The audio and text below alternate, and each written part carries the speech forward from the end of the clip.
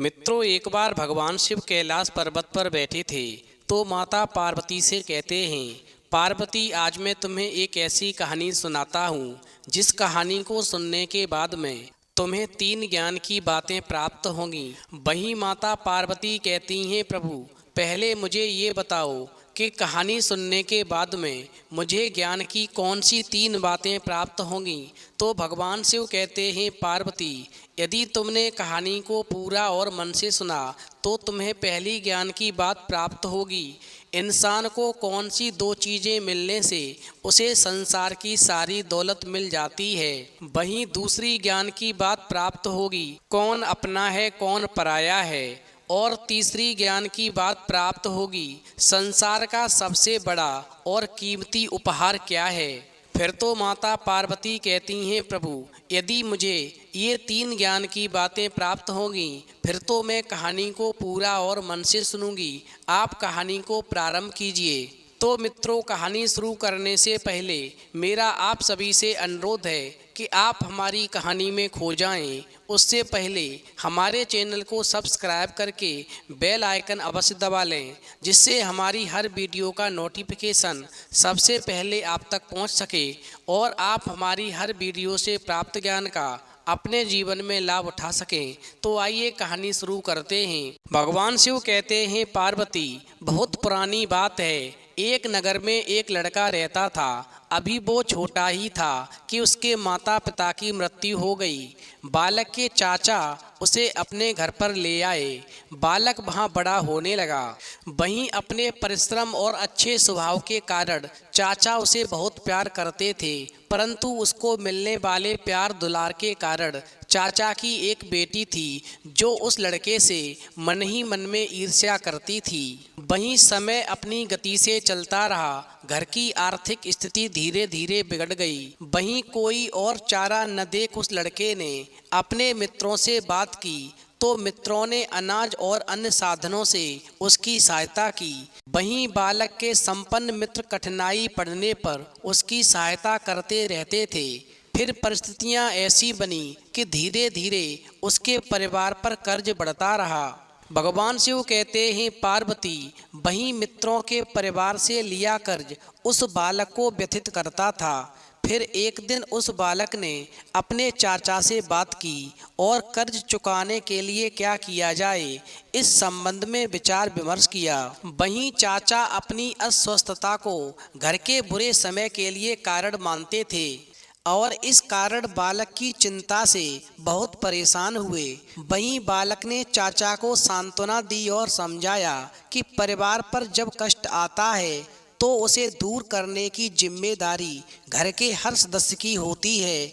आप चिंता न करें, मैं भी इस परिवार का एक सदस्य हूँ, क्योंकि चाचा जी, अब मैं आपके अलावा किसी को अपना पिता नहीं मानता, क्योंकि मुझे आपने ही पाला है। और यदि आप मुझे अपना मानते हैं तो अपने इस बेटे को बताइए कि मैं क्या करूं जिससे घर की स्थिति सुधर जाए। वहीं बालक की बात को सुनकर के चाचा भाव विह्वल हो उठे और उसके सिर पर हाथ फेरकर बोले, बेटा, अगर ज्वार की खेती करना संभव हो तो एक ही बार में कर्ज का बड़ा हिस्सा चुका सकते हैं। वहीं उस लड़के ने चाचा की बात सुनकर के अपने चाचा से ज्वार की अच्छी फसल पाने के उपाय पूछे और भरपूर फसल उगाने का दृढ़ निश्चय करके काम में जुट गया। भगवान शिव कहते हैं, पार्वती, उस दिन से उसका अधिकांश समय खेतों में ही व्यतीत होता था। ठंड, धूप, आंधी, पानी, रात दिन किसी की भी वो परवाह नहीं करता था। वो केवल पूरे दिन मेहनत करने में ही जुटा रहता था ताकि खेतों से जब वो ज्वार की फसल घर लाए तो अनाज का गोदाम इस तरह भर जाए कि चाचा अपने सारे कष्ट भूल जाएं और सारा कर्ज चुकता हो जाए। वहीं कितना समय बीत गया इसका पता उस बालक को तब चला जब उसके खेतों में ज्वार की फसल पककर तैयार हो गई। भगवान शिव कहते हैं, पार्वती, खेतों में ज्वार की फसल इतनी अच्छी हुई कि जहाँ तक भी दृष्टि जाती थी पकी फसल का सुनहरी रंग दिखाई देता था। वहीं पूरे गांव में किसी के भी खेतों में ऐसी फसल नहीं थी और चाचा भी अपने बच्चे के परिश्रम की प्रशंसा सुनकर के गर्व से भर उठते थे। चूँकि पकी फसल खेतों में अधिक समय तक नहीं रखी जा सकती थी, क्योंकि आंधी पानी के साथ साथ जंगली जानवरों द्वारा भी फसल नष्ट होने का खतरा रहता था। परंतु अकेले सारा अनाज काट कर के खलिहानों तक लाना, कोठार में अन्न भंडारण कर पाना उस बालक के लिए अत्यंत ही कठिन कार्य था। और इसके अलावा भी उस लड़के के खेतों में इतना अनाज उपजा देख कर के गांव वालों के मन में भी ईर्ष्या पैदा हो गई थी। इसलिए गांव वाले भी उसकी मदद करने के लिए तैयार नहीं थे। चूँकि वो लड़का अकेला था और सारा अनाज खेतों से घर में लाना संभव नहीं था, इसलिए वो लड़का जिस भी गांव वाले से अपने मदद के लिए आग्रह करता था, तो हर गांव वाला केवल एक ही बात कहता था कि पहले हम अपना काम कर लें, बाद में देखेंगे। भगवान शिव कहते हैं, पार्वती, लड़के के चाचा का स्वास्थ्य ठीक नहीं रहता था। अब वो करे तो क्या करे? पकी हुई फसल को खेतों से अकेले घर पर भंडारण कैसे करे? गांव वालों ने साथ देने से मना कर दिया। वहीं उदास होकर के वो लड़का अपनी चचेरी बहन से खेतों में चलकर सहायता करने के लिए कहने लगा। वहीं बहन ने निरादर पूर्ण स्वर में मना कर दिया और अपने संपन्न मित्रों को ही सहायता के लिए बुलाने और स्वयं से किसी भी प्रकार की सहायता की अपेक्षा न रखने को कहा। भगवान शिव कहते हैं, पार्वती, वो लड़का बहन के कलह प्रिय स्वभाव को जानता था कि मेरी बहन मुझसे मन ही मन में बहुत ज़्यादा ईर्ष्या करती है, मगर वो करता तो क्या करता। जब बहन ने भी सहायता करने के लिए मना कर दी, तो वो चुपचाप सिर झुका कर के जी अच्छा कह कर के अपने मित्रों को बुलाने के लिए चला गया। इधर उस लड़के के द्वारा जी अच्छा कहने में बहन को उस लड़के के घमंडी होने का आभास लगा। वास्तव में हर व्यक्ति अपने स्वभाव और दूसरों के प्रति अपनी धारणा के अनुसार ही अपने आसपास के लोगों के व्यवहार, उनके कथन का अर्थ लगाता है। इसीलिए तो हर कहे गए शब्द का सुनने वाले के लिए कई बार अलग ही अर्थ होता है। खेतों में लहलाते फसल को अपने अनाज भंडार में लाकर लोगों के ऋण से मुक्त होकर एक अच्छा जीवन जीने का सपना देखने वाले उस लड़के ने मन ही मन नाप तोल कर जान लिया था कि उसकी बहन कितनी भी विवाद प्रिय हो, पर उसने ठीक ही कहा कि मित्रों की सहायता लेकर काम को निपटाएं, क्योंकि हम दोनों भाई बहन मिलकर भी फसल काटेंगे और अन्न भंडार में रखेंगे तो लगभग 20-25 दिन लग जाएंगे और शायद हो सकता है कि अधिक दिन भी लग जाएं। परंतु यदि मैं अपने 5 मित्रों को फसल घर पर लाने के लिए अपने साथ लगा लूं, तो 10 दिन से भी कम का समय लगेगा और सारी पकी हुई फसल घर पर भंडारण हो जाएगी। यदि मेरी बहन ने मुझे अपने मित्रों की सहायता लेने को कहा है, तो सोच समझ कर के उसने ठीक ही कहा है। ये तो मैं समझता हूँ कि मेरी बहन मुझसे बहुत ज़्यादा जलती है, मन ही मन में मुझसे ईर्ष्या रखती है, मगर उसने जो बात मुझसे मित्रों का सहयोग लेने की कही है, उसमें मुझे अपना लाभ दिखता है और निश्चित ही समय रहते खेतों से सारी पकी फसल घर में भंडारण हो जाएगी। भगवान शिव कहते हैं, पार्वती, इस प्रकार वो लड़का अपनी ईर्ष्यालु बहन की बात को सुनकर के और अपने मित्रों की सहायता मांगने के लिए जब अपने मित्रों के गांव में पहुंचा, तो उसे अपने गांव वापस आने में 4-5 दिन लग गए, मगर वो इसलिए प्रसन्न था क्योंकि सभी मित्र खेतों में काम करने वाले थे और अपने साथ में अपने कुशल कार्यकर्ताओं को भी साथ में लाए थे। भगवान शिव कहते हैं, पार्वती, जब उस लड़के के साथ में उसके मित्र आ गए और मित्रों के कार्यकर्ता भी आ गए, तो वो लड़का बहुत ही ज़्यादा प्रसन्न हुआ, क्योंकि वो मन में जानता था कि अब फसल को घर तक पहुंचने में बहुत ज़्यादा समय नहीं लगेगा और 1 सप्ताह के अंदर ही सारी फसल घर पर भंडारण हो जाएगी। वहीं वो लड़का मित्रों को लेकर के सीधा अपने खेतों की ओर गया, क्योंकि उसके मित्र भी उसके परिश्रम का परिणाम अपनी आंखों से देखना चाहते थे। और अनाज भंडारण का काम भी जल्दी प्रारंभ करना चाहते थे। वहीं वो लड़का लगभग दौड़ता हुआ अपने खेतों की ओर गया, परंतु खेतों के पास पहुंच कर के जोर से चीख मार कर के फूट फूट कर रोते हुए वहां पर बैठ गया। वहीं उस लड़के को रोता हुआ देख कर के उसके मित्र जो थे वो आश्चर्य में पड़ गए और सभी के सभी उदास हो गए। सभी के चेहरे से हंसी गायब हो गई। सभी की प्रसन्नता एक भयानक सन्नाटे में बदल गई, क्योंकि वो लड़का और उसके मित्र खेतों में क्या देखते हैं कि सामने लहलाते हुए अनाज की सुंदर बालें अब वो राख हो चुकी हैं। चारों तरफ खेतों में बालों की जगह राख ही राख पड़ी है। वहीं ऐसा भयानक नज़ारा देख कर के उस लड़के के रोने का स्वर धीरे धीरे मौन हो गया और वो लड़का स्तब्ध सा फटी फटी आंखों से खेतों को देखता हुआ राख को मुट्ठी में उठा कर के अधजले दानों को अलग करने लगा। वहीं उसके मित्रों ने उसे धीरज बंधाया और बड़े ही प्यार से गले लगाया और फिर सभी मित्र जाकर के उस लड़के के साथ में एक चट्टान पर बैठ गए। तब तक कुछ गांव वाले उस लड़के के पास आकर बोले, बेटा, तुम्हारे रोने की आवाज़ सुनकर के हम सभी गांव वाले इधर आए हैं। जो होना था सो हो गया, अब हिम्मत रखनी होगी, क्योंकि उस ईश्वर ने जाने तुम्हारे भाग्य में क्या लिखा है। हम जानते हैं कि कैसे दिन रात एक करके तुमने खेतों में इतनी मेहनत की थी और इन खेतों में नए प्राण भर कर के पूरे गांव में सबसे अच्छी फसल उगाई थी। भगवान शिव कहते हैं, पार्वती, मित्रों ने सहानुभूति प्रकट करते हुए अपने साथी को समझाया कि भाई, प्रकृति की शक्तियों के आगे हम सभी बेबस हैं। कब फसल में आग लग जाए और कब फसल घर तक पहुंच जाए, इसका कोई भरोसा नहीं। प्रकृति के आगे हम कुछ भी नहीं कर सकते हैं। जो भी हमारे भाग्य में लिखा होता है हमें केवल उतना ही मिलता है, चाहे हम उसके लिए कुछ भी कर लें। भगवान शिव कहते हैं, पार्वती, वहीं मित्र जो थे उस लड़के को धीरज बंधा रहे थे।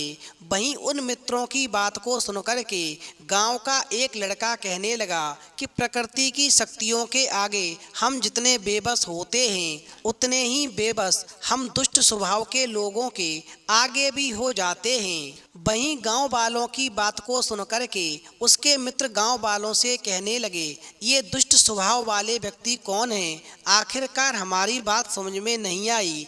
वहीं दुष्ट स्वभाव के लोगों के बारे में पूछने पर पता चला कि आग का कारण उसके चाचा की लड़की और उसकी चचेरी बहन थी, जिसने इसकी लहलाती फसल में आग लगा दी थी, क्योंकि इसकी चचेरी बहन इससे बहुत ज़्यादा जलती थी। वहीं गांव वाले कहने लगे कि उस लड़की के पिता इस लड़के से बहुत प्रेम करते थे और उसकी रोजाना प्रशंसा करते थे, क्योंकि ये लड़का बहुत ज़्यादा मेहनती था। वहीं इस लड़के की प्रशंसा करना उस लड़की को अच्छा नहीं लगता था और इसी वजह से इसकी चचेरी बहन इससे ईर्ष्या रखती थी और उसी क्रोध के उन्माद में उसने इस खड़ी लहलाती फसल में आग लगा दी और सारी फसल जलकर के राख में बदल गई। भगवान शिव कहते हैं, पार्वती, वहीं बहन के इस दुष्कृत्य ने उस लड़के को स्तब्ध कर दिया। वहीं वो लड़का जब रात के गहरे अंधकार में अचानक जागा तो अपने चाचा का घर छोड़ कर के, यानी सबको सोता हुआ छोड़ कर के, बिना कुछ कहे हुए और उस घर से निकल पड़ा। उसे सुख दुख थकान भूख प्यास किसी का भी आभास नहीं था। वो चला जा रहा था। उसे कहाँ जाना है, क्या करना है, कोई भी विचार उसके मन में नहीं था। बस वो तो चलता ही जा रहा था। वहीं चलते चलते गांव से काफ़ी दूर निकल गया और एक पहाड़ की चोटी पर पहुंच गया। भगवान शिव कहते हैं, पार्वती, पहाड़ों को पार करने के बाद में उसे एक पेड़ दिखाई दिया और वो लड़का उस पेड़ के ऊपर चढ़कर बैठ गया। वहीं पहाड़ियों की दूसरी तरफ दो मित्र रहते थे। एक का नाम पफका था, दूसरे का नाम सीखा था। वहीं दोनों मित्रों में पफका के 2 पुत्र और 1 पुत्री थी। वहीं सीखा के अपनी कोई संतान नहीं थी। वहीं सीका जो था अपने मित्र पफुका के बच्चों को ही अपनी संतान के समान मानता था। वहीं दोनों मित्र प्रत्येक कार्य में एक दूसरे का हाथ बटाते थे, सुख दुख में एक दूसरे का साथ देते थे। वहीं एक दिन पफुका और सीका लकड़ी काटने के लिए जंगल में गए तो बातें करते हुए घने पेड़ों के बीच में पहुंच गए। वहाँ दोनों मित्रों ने खाना खाया, फिर थोड़ी देर सुस्ताने के बाद में दोबारा लकड़ी काटने में जुट गए। लकड़ी काटते काटते उन्होंने सुना कि कोई बहुत ही सुरीले स्वर में दर्द भरा गीत गा रहा है। फिर तो उस घने जंगल में गीत के मीठे उदास स्वरों ने उन दोनों मित्रों को बांध सा दिया। वहीं दोनों मित्रों ने एक दूसरे की आंख में देखा और फिर मौन होकर के अपने अपने काम को वहाँ पर रोक कर के उस सुरीली आवाज़ की ओर चल पड़े। आखिरकार इस बियाबान जंगल में ये सुरीली आवाज़ कहाँ से आ रही है। वहीं जैसे ही दोनों मित्रों ने लकड़ी को काटना बंद किया और उस सुरीली आवाज़ की खोज में निकल पड़े तो लकड़ी कटने की ठक ठक की ध्वनि के रुकते ही गीत के सुर भी घने जंगल में गुम हो गए। और फिर दोनों मित्रों ने आसपास बहुत खोजा पर उन्हें कहीं कोई नहीं मिला। इस प्रकार शाम हो गई थी और दोनों मित्र जंगल से वापस लौट आए। वहीं उस दिन के बाद में दोनों मित्र जंगल के उसी भाग में लकड़ी काटने जाते तो रोजाना उन्हें दर्द भरे सुरीले स्वर सुनाई देते, परंतु आवाज़ के स्रोत को वो नहीं खोज पाते थे, क्योंकि इतना बड़ा अजीब सा संयोग था कि जब तक वो दोनों लकड़ी काटते रहते थे तो गीत के स्वर भी पूरे जंगल में गूंजते रहते थे। परंतु जैसे ही लकड़ी काटने का कार्य रुकता था वैसे ही वो स्वर भी लुप्त हो जाते थे। वहीं लगभग 3-4 दिन इसी तरह से जब बीते तो 5वें दिन दोनों मित्रों ने आपस में सलाह की और उस दिन एक मित्र ने लकड़ियां काटना प्रारंभ किया और जब सुरीले गीत के स्वर वातावरण में गूंजने लगे तब दूसरा मित्र चुपचाप उस गीत के गायक को खोजने निकल पड़ा और वो आखिरकार उस बड़े पेड़ के नीचे आकर खड़ा हुआ जहाँ से गीत के स्वर गूंज रहे थे।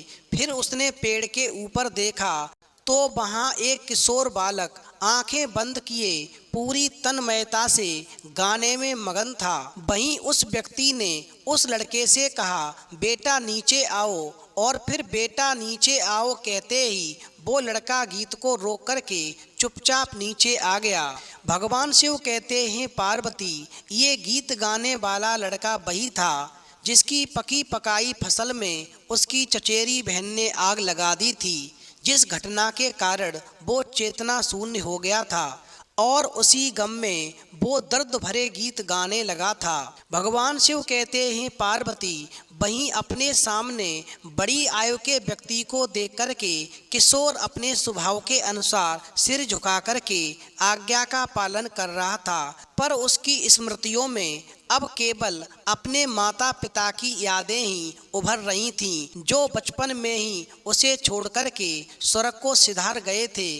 अब उसे अपने माता पिता की बहुत यादें आती हैं कि काश यदि आज मेरे माता पिता होते तो मेरे ऊपर भी किसी का हाथ होता और मैं इस तरह से दर दर नहीं भटक रहा होता। फिर उस बालक की ऐसी हालत देख करके पफुका और सीका ने उसे प्यार से पूछा कि तुम कौन हो और कहाँ से आए हो, परंतु जिन प्रश्नों का उत्तर उसे स्वयं ही नहीं मालूम था उनका उत्तर वो क्या देता, क्योंकि उसके हृदय में इतना बड़ा आघात पहुंचा था कि वो पूरी तरह से शून्य हो चुका था। वहीं दोनों मित्रों ने जब उस लड़के की ऐसी हालत देखी तो उसके अनमने भाव को बालक के मन का भय मान करके फिर कोई प्रश्न नहीं किया और दोनों मित्रों ने निर्णय लिया कि वो इस बच्चे को अपने घर लेकर जाएंगे।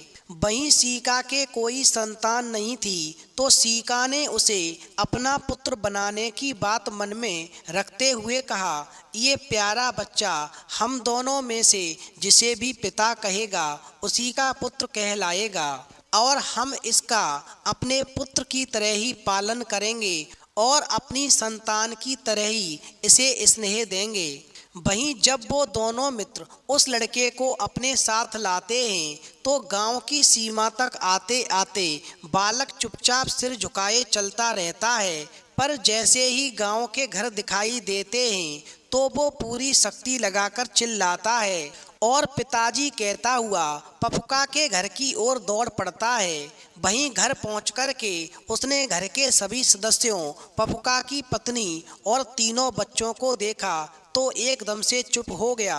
वहीं पपुका और सीका दोनों मित्रों के परिवार में सभी सदस्य उस किशोर की प्रसन्नता का पूरा ध्यान रखते थे और फिर वो लड़का भी धीरे धीरे घर के कामों में हाथ बटाने लगा था, परंतु ना तो हंसता था ना ही कुछ बोलता था, क्योंकि उसके हृदय में बहुत बड़ा आघात पहुंचा था। भगवान शिव कहते हैं पार्वती, वहीं दोनों मित्रों ने अगर जंगल में उसका मधुर गीत न सुना होता तो उसे गूंगा ही समझते, क्योंकि उसका हंसना और बोलना दोनों ही गायब थे। वहीं घर की स्त्रियों के प्रति उसका व्यवहार, विशेषता पपुका की बेटी के प्रति जैसा भय मिश्रित था, उससे पपुका को अनुमान हो गया था कि इस बालक के साथ में कुछ ऐसा ही घटा है जिसका आघात इसके बाल मन के लिए असहनीय था। वहीं दोनों मित्र जब अपने बच्चों के लिए खिलौने, खाने की चीजें, नए वस्त्र आदि लाते थे तो उस अजनबी बच्चे को भी देते थे।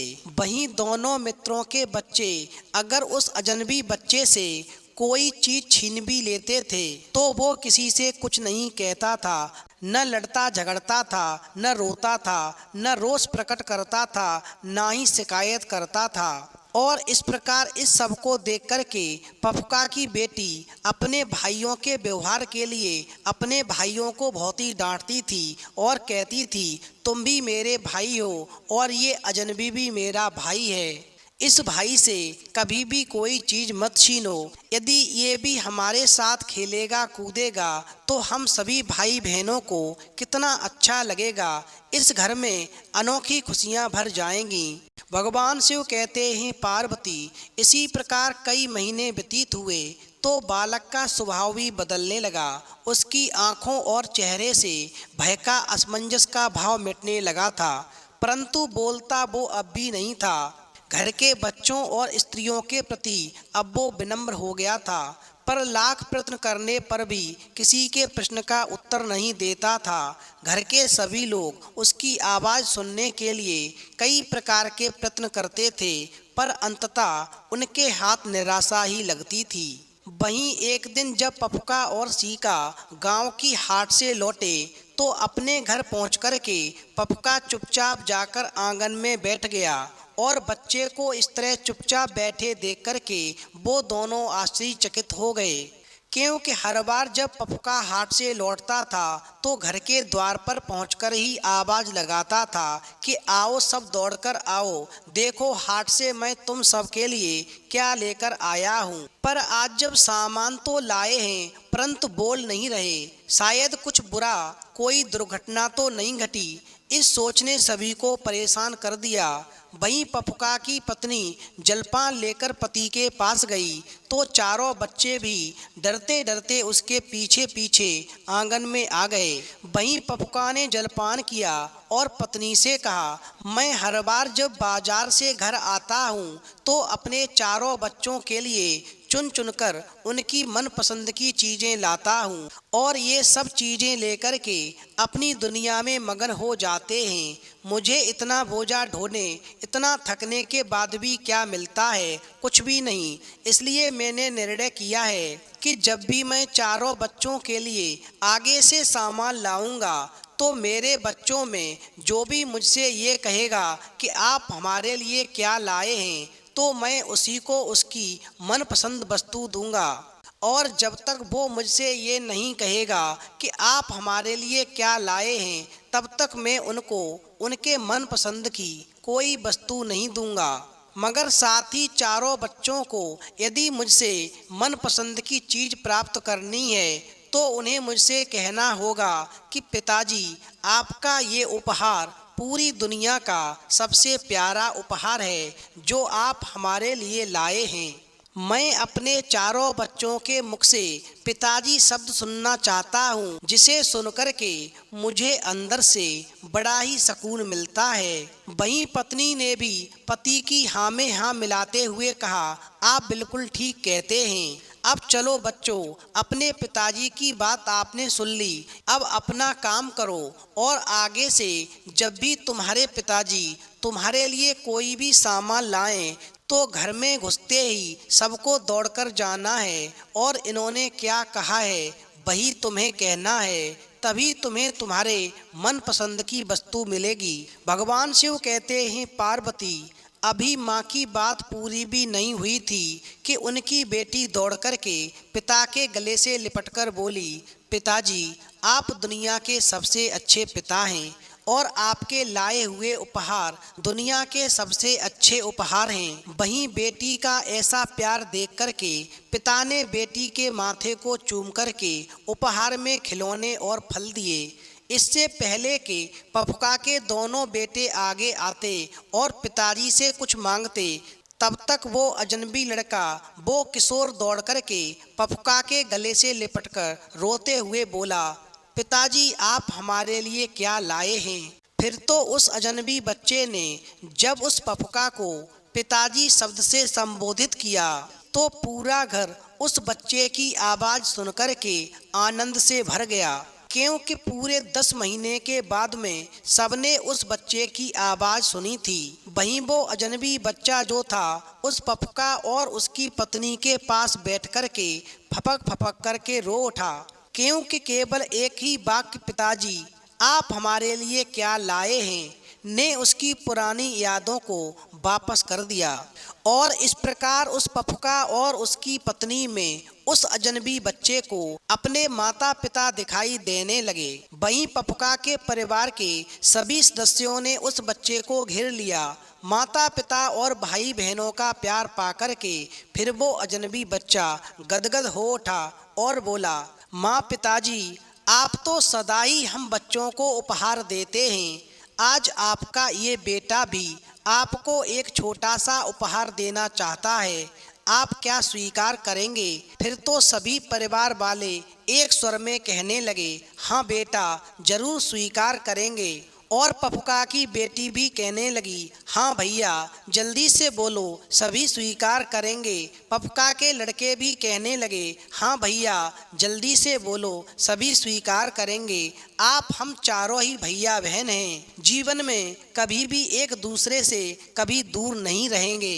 फिर तो सारे परिवार की बात को सुनकर के उस अजनबी किशोर ने एक दर्द भरा गीत सुनाया तो किशोर का सुरीला गीत पूरे घर में गूंजने लगा, क्योंकि उसके गीत में दर्द नहीं था, केवल आशा और विश्वास के स्वर थे और वो पूरी तन्मयता से गा रहा था। उस गीत में अपनों से मिलने का आनंद था, उल्लास था। वहीं उन गीत के स्वर सीका के घर तक भी पहुंच गए तो सीका ने उन स्वरों की मिठास को पहचान लिया, क्योंकि जंगल में उस बच्चे के द्वारा सुना था। और फिर तो वो सीका भी अपनी पत्नी के साथ लगभग दौड़ता हुआ सा पफुका के घर पहुंचा और वहां का दृश्य देख कर के फिर तो वो दोनों मित्र आनंद विभोर हो उठे।